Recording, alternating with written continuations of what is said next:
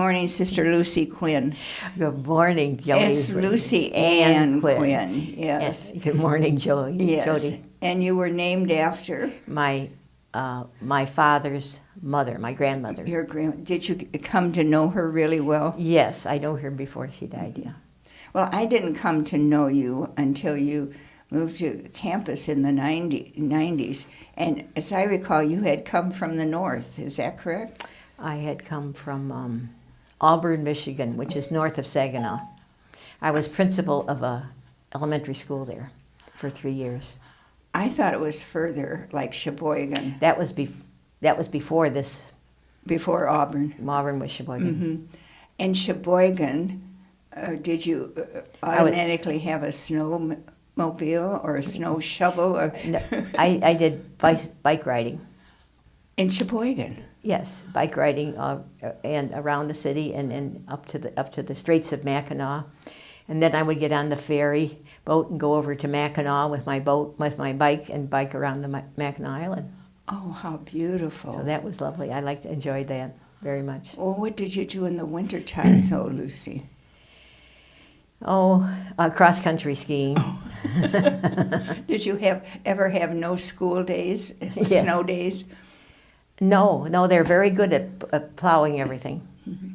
Is that not near Traverse City? No. Sheboygan? No, it's Where is it in relationship to? It's near Mackinac Island. It's 9 miles. I mean, in Mackinac City. Oh. 9 miles from Mackinac City. Then you have to go all the way down. Oh my! Oh my! To get to. So, I presume you're either were born in Chicago or Detroit. Right. So. I was born in Detroit, Michigan. All right. That's right. My mother and dad lived in Detroit, Michigan. Uh-huh. And my mother was 41 years old when I was born. Oh my. And I have 3 siblings, 12, 14, and 16 years old. Older than you. Than I. Yes. That's right. And so that, I had an interesting childhood. But they didn't spoil me because Mother was not for spoiling. No. What did she say to you about discipline? Oh, discipline. She says, I discipline you because I love you. So when I taught the little children, or especially in the black community, Yes. I said to them, I discipline you because I love you. That made sense. And that made sense to them, except I had one little boy who was very difficult when we moved from visitation to St. Teresa's. He would act up. Well, he acted up in first grade too, I guess.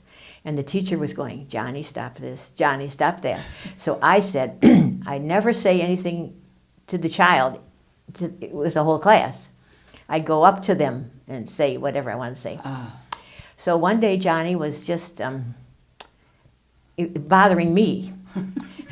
So I said to the children, does he bother you? No, it didn't bother her. So I went down, and I looked at him. Down the aisle. To him. I picked him up, gave him a swat on the seat, and sat him down. Now, back in those days, you could do that without a problem. Yeah. He looked up at me and smiled. He wanted to know if I loved him. Oh my. That was why he did how that. Beautiful. That's why he did it. Oh. And so when I called his mother, she had problems too. She said and also another thing he was very helpful. He used to fix things in the classroom and stuff. He would put the milk, for his mother, he put the milk on the table for dinner, but leave the refrigerator door open. So she'd holler at him for leaving the refrigerator door open. Oh my.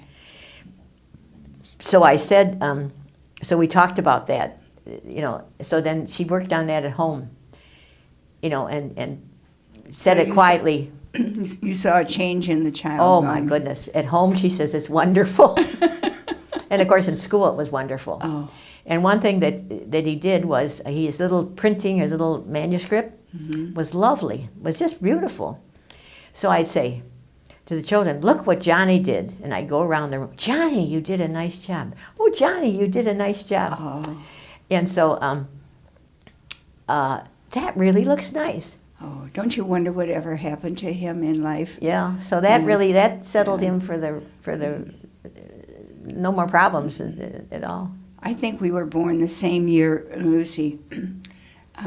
So I presume you must have had, because your brothers and sisters were older, they must have served in the military.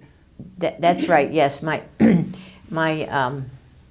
sister went into nursing at Providence Hospital in nursing, and then For the medical. to be a nurse. Yes. And so then when World War II came, she was in the Army Nurse Corps, and then my brother Jack was in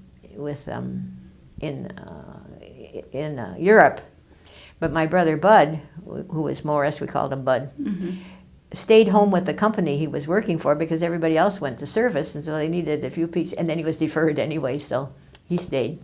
So my sister served in for quite a while, and during the war she was 3 years in the Pacific, taking care of the wounded. Yes. And my brother was across with Eisenhower, across to Europe with Eisenhower. I bet your parents were very worried. Oh, they did. They all came home safely? Yes. My. And then my mother, my mother and dad would say their rosary on their knees at night because they're praying for them in both parts of the world. Then after they came home after the war, in 1942, the two brothers got married. Oh, and you're still at home? Yeah, so Like 10 I years actually, old. in my grade school years, I was only one. I was at home. The rest, they had left, for college and then got married. And then my sister got married in 1948 then. Oh, see, I was 10 when my brothers got married, so then I was 16 when my sister got married, and I was I was a bridesmaid. Oh, my. So that was pretty exciting. Were you of the habit of going to the devotions at church and daily mass, as was a custom in those days? Yes. My mother had yellow jaundice, I guess, when we were born, or I was born. And my father, and then to also have a safe birth at that age, Yes. he went to mass and to ask the Lord to help everything, and then he went to daily mass every year the rest of his life. In Thanksgiving? In Thanksgiving. Probably. Oh, my. Yeah. You must have been very proud of that. Oh yes, and then we went to devotions too. As I got older, I went with him. So you had grade school at Visitation and Yes. high school at Visitation? No, then for high school, I went to St. Joseph Academy here in Adrian. Oh, my. When I was in 8th grade, Sister Joyce Conroy decided, or started telling us when we were in 8th grade, what about high school? And she told us about the academy for the girls, if they were interested in that. So I said, that sounds fine, I like adventure. And I was home alone, and my parents said, we'll talk about it, and let you know. And they thought, it'd be hard on them Yes. to go, but it would be good because then I would have girlfriends to pal around with, and I'd have something, some to pal around with and stuff. So and then besides that, I love the sisters. Well, also for them, it was an out-of-the-pocket expense. But it really was, in those days, back in the 40s, it wasn't that expensive. So you lived in what we now call Regina when you came here? No, Regina wasn't built. And when I was here, and neither was the Dominicana or St. Joseph Academy, the new building, none of that was built. Oh, my. When I was here, I went to school in Madden Hall. And you lived in Madden Hall? Yeah, the school was the high school was on the second floor, and then the dormitories and that were on third floor, and there were also grade school boarders. On the fourth floor, probably. Fourth floor, yeah. Oh, so you know what was happening in each of those rooms when you go by there today? Yeah. On the second, third, like what was in the Berry room? A 16-bed dormitory. Oh, my. And in the finance office was 16-bed dormitory, and then they're up above each other. And then on fourth floor was 16-bed dormitory too. Oh, my. And did one of the sisters sleep? Yes, also they had a in the- little alcove. Mhm. We had iron beds with curtains, and a stand and a chair, and the curtains around. And then, so you had some privacy. Do you recall who the principal was at that time of the academy? It was Was it Sister Jean Cecile? no. That's many years Years later. later. It's Dylan. Oh, that's okay. But was Dylan. Sister Thomasine there at the academy? Yeah. She was the mother house head of the mother house. Yeah, but she helped in the academy. Well, she was really retired and all that kind of stuff. So she just. Yeah. What kind of desks did you have? We had armchair desks in the classrooms, but for study hall we had runner desks. Which meant they were all attached. Attached. We had we had 50. We had 200 boarders in the high school, and so we had rows and rows and rows and rows and rows of those. Oh my. So that was nice, and she used to monitor that. After we studied from 4 to 5, and then we ate in Benincasa. Oh my heavens! Benincasa. So you marched right over there? We were over there every day for breakfast, lunch, and dinner. On the Siena campus. Yeah. Did you go through the tunnel? Yeah, we went through the tunnel. Yeah. And weren't the Pashtuns and novices over there working also? Yeah, they did the dishes and stuff like that. So you knew all the life of the Dominican Sisters. That's right. Because you witnessed it every day, probably. And so I think a part of that was, and because I enjoyed the nuns so much, I used to walk them home. We used to walk the sisters home and carry their books because the school was on one corner and the convent was on the other corner. At visitation. At visitation. And so my mother said, well, if you're interested, we didn't talk about being interested in getting a nun, but at least I'd know what was going on and stuff, being around them. Did you have a favorite teacher during grade school? Grade school, I had Sister Rose Michael Piggott for 6th, 7th, and 8th grade, and then she became my sponsor. While you were at the academy. I was at the academy, but she wasn't. She was in Chicago area. I bet she was thrilled. Yeah. Yes. She was nice. And then how many entered from the academy the year you did? I think 8. Oh, Lordy. Anyone on campus today? Yes, Sister Carol Denise Koenig is. So you graduated in May and entered in June. Is that it? Or was that the routine? Well, it was June 5th we graduated, and June 20th we entered. Oh my. So you went home, packed your bags? Yeah. Mother had been working she wanted made my clothes. Did she? Oh, God bless her. She wanted to do that. And what name did you finally choose? I got the name Sister Florence Maurice, my mother and father's name.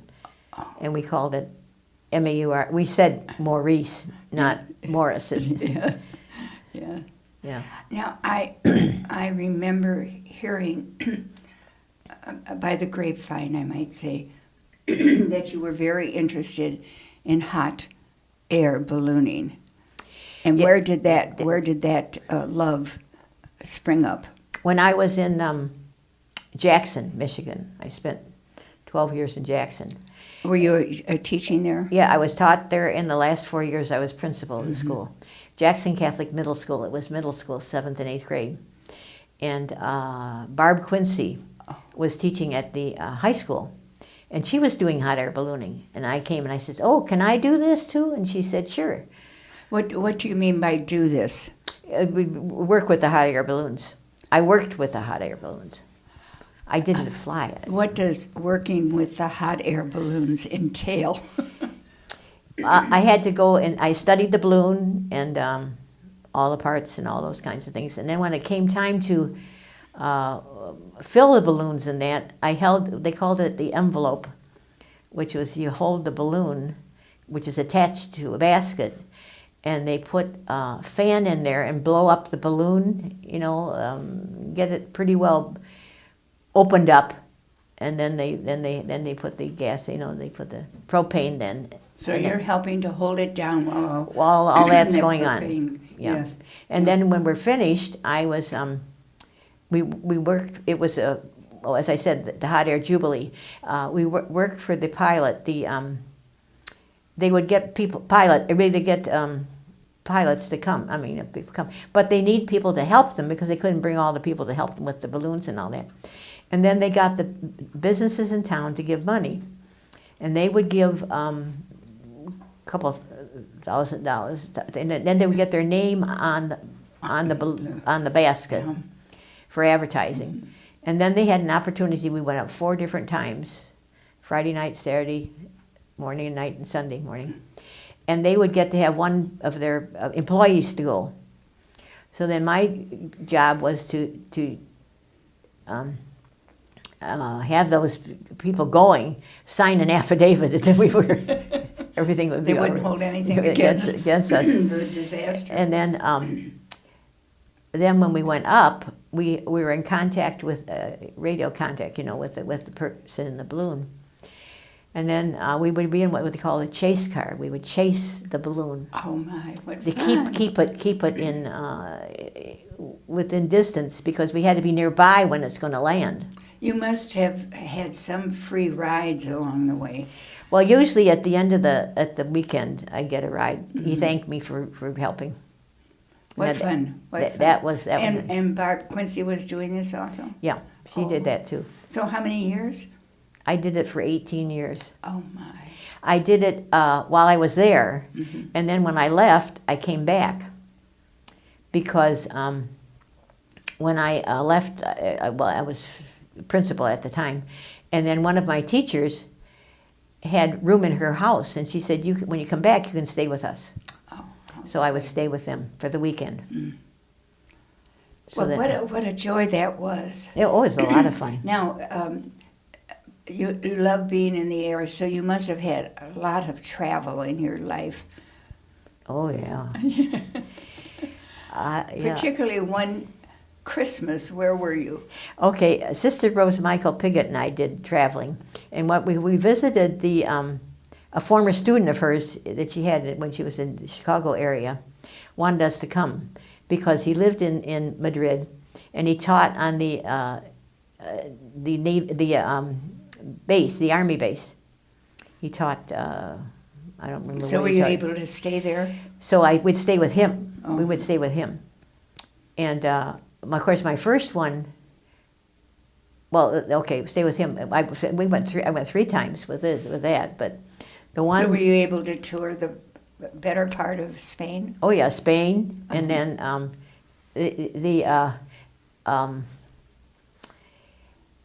for Spain for Christmas. One year he wanted us to come at Christmas time. Otherwise, we went in the summertime. We went to Lourdes. Oh my!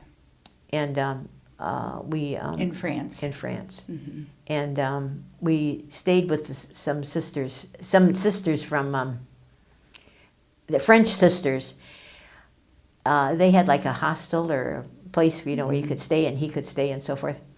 And so we had, and before the midnight mass, the people were allowed in the chapel and all that. And one of the ceremonies they do is they put the baby Jesus in the crib.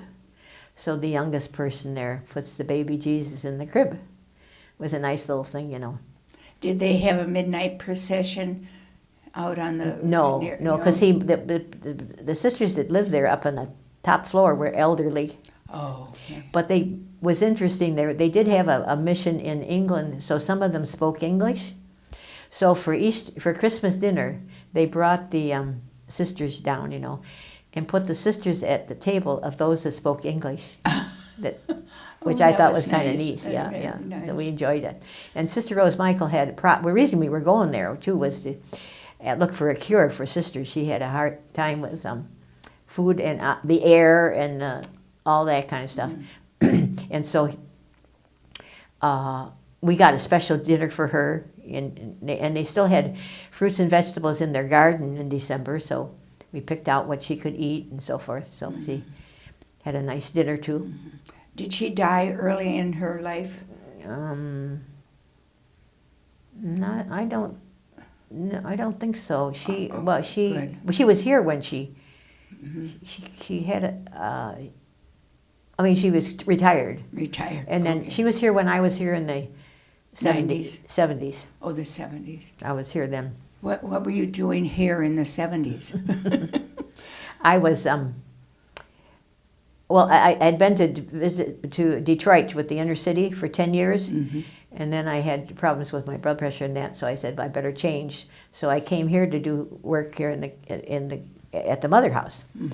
And one of the jobs was the dining room at Maria. And the reason, Ann Herringer was in charge of the building. The thing was they had family style according to your diet. So you had to sit at a certain table and have a certain diet. So everybody had their diet, special diet. And then they had high school girls waiting on table Oh my. because it was family style. Mm-hmm. And then they needed somebody to monitor them, and especially at night when the cooks went home to see that they did the dishes and all that. But that was only a part-time job, and in those days, we needed a full-time job because we needed Yes. money like we did every other time. Yeah. So I taught over at the academy that I had gone to school in. Oh, my. I taught 7th and 8th grade math and 5th and 6th grade social studies. So this was after Vatican II. Yes, Yes. yeah, because it was Mhm. in the set. Yeah. So you were out of the habit at this Oh yeah. point. Yes. Yeah. Was would you call yourself an early innovator or a late innovator? I'd say a late innovator. for late- Vatican yeah, II. So you did not want to lose the habit, correct? Well, I mean the white habit. I don't know. I just didn't pay much attention to that, I guess. Yes. Yeah. Because this all happened when I was at visitation in Detroit with the black people. And it was interesting because as we would change and do different things, they would ask questions about it. Especially when our hair would show. Yes. See, the black people thought that we were married to the priests, That was a myth. that was a myth, And when the children used to say to me, what do you do with your children during the day when you're teaching? Yeah. And then, And then how many grandchildren do you have? yeah. And then when the one veil, when our hair showed, one little girl says to me, what's Father going to say? Your hair's showing. Oh, well, those were the days. Yeah, yeah. Thank God we've moved on, for sure. So besides Spain and Lourdes, I went to Italy 3 times, I think. three Two- times. Well, anyway, my last time was in '06, and I went with Father O'Leary from the east side of Detroit. We went with their A group. with their parish, with Dorothy Tilk. Dorothy called me and said she needed a companion. So you have to have double in the room, and she knows how much I like to travel. Would you like to go? And I says, but I can't afford 2 weeks in Italy. And so we went from the top to the bottom, but they. I said, well, I can do half, but not the other. She said, well, she's working for the company that does it, so she gets a good deal, so Oh, my. she could pay part of it too. Oh, how wonderful. So that worked out. So we spent all the way down from the top of Madrid? no, we went from I mean, we went to what is it called? we went to Milan. Milan. We Mhm. went from Milan, and then stopped in various places all the way down. To Rome. Mm-hmm. Yes. Did you meet the Pope? No, but we saw him on the balcony, Mm-hmm. and Father O'Leary got to say Sunday Mass with the Pope's group that Oh, at my. Mass. Oh, was that inside St. Peter's or out in the That was inside. inside? So that was kind of nice because it was his 50th Jubilee. Oh, So yes. you got to be with them. And the tomb of St. Peter. Yeah, I Yeah. saw all that. Well, Yeah. we spent 4 days in Rome, so I saw a lot. Oh, what a joy. And now you're back in Adrian, and you were assistant chapter prioress, weren't you? Mm-hmm. Just Sally Dunn for Sally. what was the Mother House chapter when we started. Yeah. Now it's Holy Rosary. Yes. Did that name change? Changed, yes. While we you- changed, there, Mhm. and because we were changing names in different words were different places were changing names to and everything. So the nuns said, we'd like to change our name. Mhm. So we said, fine. So you So they decided they liked Holy Rosary. Wasn't Sister Veronica a force in bringing about that change? I'm not sure. I do remember hearing She that. may have, yeah. Yeah. So when you were finished with your position of Celestine Dunn's assistant, did you stay right here on campus? I did because by that time I was 70, and we were still supposed to be working, but I just didn't want to go and get another job. So I came over and asked to work at the transportation, and drive there. But they couldn't afford me, being I was supposed to work, I couldn't afford me. So I go to resident services, and they couldn't afford me. So then I think I'm just going to die. I think I'm just going to retire and work for resident services. So I did that. Oh, wonderful. So I take the sisters to the doctors and stuff. And we were just beginning, this is in '02, we were just beginning to have to have people with sisters. And also to have, we got a layperson to drive. And so the sisters were a little disappointed. No sisters taking me to the doctors. Yes. It was cute. But that doesn't exist today. No, so I had the long distance driving because she had to be about finished on time, and I went to Chelsea or Ann Arbor or Toledo because sometimes I didn't get home till 6 o'clock, depending on where we went and what we did. So I did that up until '09. You're at Weber, live at Weber right Yes, now, don't you? then Weber opened, and my chapter prioress encouraged me because I'd spent 10 years living across town. Oh, my. So then I came there, and then what happened is we were independent. And since we were independent, we had to get our own doctors, our own this, our own that, and we don't belong to DLC. So then I did what transportation would do. I took them to the doctors or took them to wherever they needed, whatever they needed, because they came from all over the country. They don't know where anything was, because it was new to them. And so I spent that time. That's one of the most difficult parts of transitioning, is that you're leaving your doctors behind and your neighborhood store, etc. Yes. So today, I know there are 4 floors at Weber. How many are occupied by our sisters, retired sisters? There's 5 floors at Weber. Oh, 5, that's right. And so 2 are with, the second and third are with sisters. So then they have the others. So they don't have as many rooms, just 2 floors. And the most recent occupant to join the Weber community? Oh, Pat Brady. Pat Brady, coming from Louisiana. Yeah, coming from Louisiana, and she's real happy to be here. Yes, yes. Yeah. So she just moved in. Wonderful. It's nice. But now I can't drive. So what was interesting is the year that I couldn't drive anymore was the year Weber became part of DLC, which meant we could use all of the services of DLC. Yeah.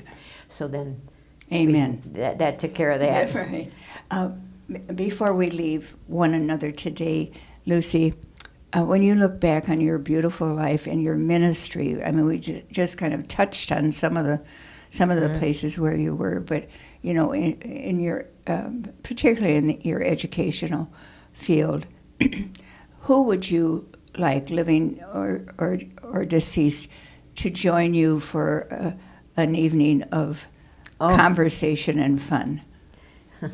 Oh gosh, I really don't know because well, when you look to see who might have inspired you along the way or mentored you. Well, the ones that did the most were my parents. Oh, how beautiful! My parents are the ones because they were a tremendous example.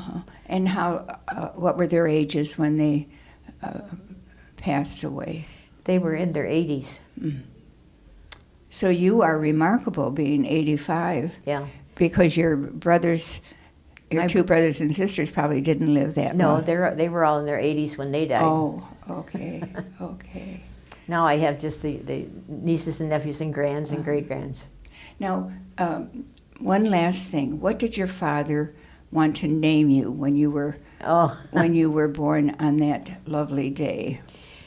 because I was born in in the darkest part of the total eclipse of the sun. The what? I was born during the darkest part of the total eclipse of the sun. Oh my. In the middle of the afternoon. He said, let's name her Eclipsia. He loves to tease. Yes, yes. So He must have had, was he Irish? Oh yes, Yes. oh yes. Well, that would have been strange for me to be calling you Eclipsia today. I know, and so then I'm just real thrilled to have my grandmother's name. Beautiful. Yeah. Well, thank you for your time today, Lucy. And again, in the name of all of our sisters, thank you for your continued care of our sisters, because I know you're very good to all those who are around Thank you. you. Thanks Amen. very much. Amen. Amen. Thank you.